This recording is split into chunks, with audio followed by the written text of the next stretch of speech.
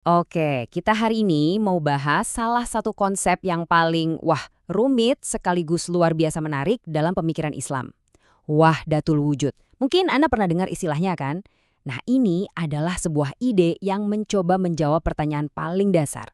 Apa sih hakikat Tuhan? Dan apa hubungannya dengan kita dan alam semesta ini? Yuk, kita bedah bareng-bareng.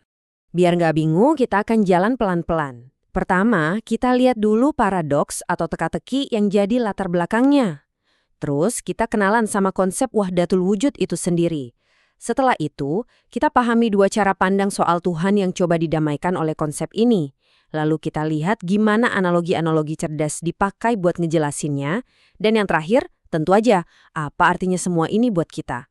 Oke, kita mulai dari akarnya dulu ya. Jadi kalau kita bicara soal Tuhan, sebenarnya ada satu misteri besar, sebuah teka-teki filosofis yang udah jadi bahan perdebatan para pemikir selama ribuan tahun. Pertanyaannya tuh begini, coba bayangkan Tuhan. Apakah dia itu sosok pencipta yang ada di atas sana, jauh, terpisah total dari dunia kita? Atau justru sebaliknya? Dia itu hadir di mana-mana, menyatu dalam setiap helai daun, setiap tetes air, bahkan di dalam diri kita. Nah, dua gagasan ini sering disebut transendensi dan imanensi. Transendensi itu keyakinan kalau Tuhan itu maha tinggi, maha berbeda, nggak bisa kita jangkau dengan akal kita. Sedangkan imanensi itu keyakinan kalau Tuhan itu dekat banget, intim, bisa kita rasakan kehadirannya. Masalahnya, dua hal ini kan kedengarannya bertolak belakang banget ya. Gimana caranya Tuhan bisa jauh sekaligus dekat pada saat yang bersamaan? Nah, disinilah sebuah kerangka berpikir yang luar biasa dari tradisi sufi masuk. Alih-alih melihatnya sebagai kontradiksi, gagasan ini justru melihatnya sebagai dua sisi dari satu koin yang sama, satu realitas yang sama. Konsep inilah yang kita kenal sebagai wahdatul wujud, yang kalau diterjemahkan secara bebas artinya kesatuan wujud atau kesatuan eksistensi. Ide ini lekat banget sama nama seorang sufi dan filsuf agung dari abad ke-12, yaitu Ibnu Arabi. Tapi tunggu dulu. Ada fakta yang menarik banget. Menurut para ahli, Ibnu Arabi sendiri tuh sebenarnya nggak pernah menulis istilah wahdatul wujud ini di karya-karyanya. Jadi istilah ini adalah label yang diberikan oleh para pemikir setelahnya untuk merangkum seluruh sistem pemikirannya yang begitu luas dan dalam. Keren ya? Jadi gimana caranya Ibn Arabi mencoba mendamaikan ketegangan antara Tuhan yang jauh dan yang dekat ini?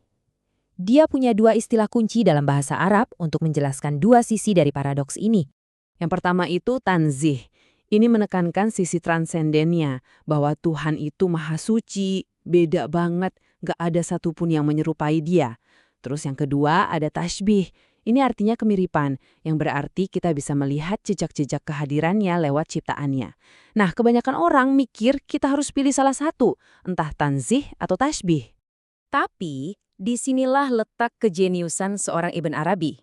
Dia bilang, kenapa harus pilih? Menurut dia, untuk memahami Tuhan secara utuh, kita justru harus memegang keduanya. Tuhan itu tanzih sekaligus tashbih. Dia tak terhingga jauhnya, tapi pada saat yang sama juga tak terhingga dekatnya. Oke, saya tahu. Ini kedengarannya abstrak banget kan? Gimana cara otak kita mencernanya? Nah, Ibnu Arabi paham betul soal ini. Makanya, dia pakai sebuah alat yang sangat ampuh untuk menjembatani ide-ide besar ini ke pemahaman kita, yaitu analogi. Yuk, kita lihat dua contohnya yang paling terkenal. Fondasi dari semua analogi yang dia gunakan, menurut para ahli, itu berakar dari sebuah hadis Nabi yang sangat terkenal. Pernyataan bahwa Allah menciptakan Adam sesuai rupanya, ini jadi semacam kunci pembuka. Artinya apa? Sederhananya begini, kalau ada kemiripan antara sang pencipta dengan manusia, ciptaan terbaiknya, itu berarti kita diizinkan untuk menggunakan perbandingan atau analogi untuk merenungkan hakikatnya. Kita bisa melihat ke dalam diri untuk sedikit mengintip realitas yang lebih besar itu. Analogi pertama, coba bayangkan hubungan antara diri Anda dan refleksi Anda di cermin.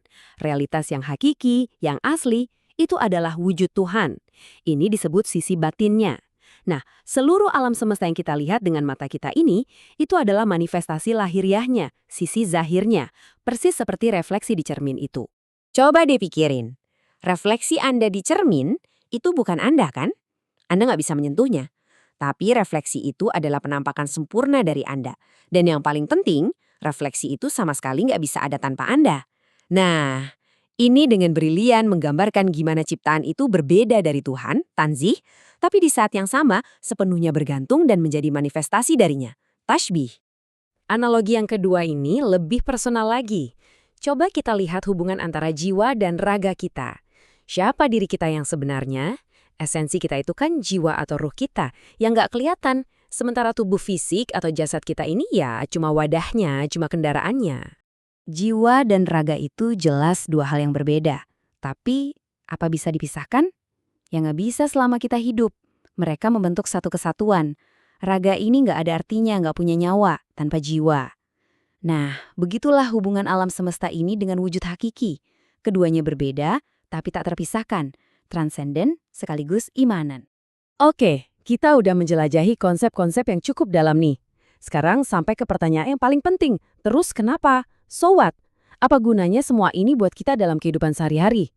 Gimana cara pandang ini bisa mengubah cara kita melihat dunia? Ada beberapa hal penting yang bisa kita ambil.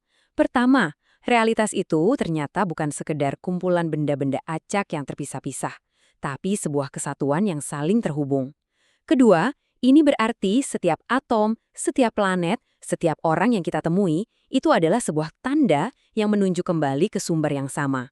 Dan yang ketiga, ini membuat kita bisa punya hubungan dengan Tuhan yang Maha Agung, tak terbayangkan, tapi pada saat yang sama juga maha dekat, lebih dekat dari urat leher kita sendiri. Jadi, sebagai penutup, saya mau tinggalkan Anda dengan satu pertanyaan untuk direnungkan. Kalau seandainya setiap hal yang Anda lihat, pohon di depan rumah, langit biru, orang-orang di sekitar Anda, bahkan diri Anda sendiri, hanyalah refleksi dari satu realitas tunggal yang sama, kira-kira bagaimana hal itu mengubah cara Anda memandang semua itu?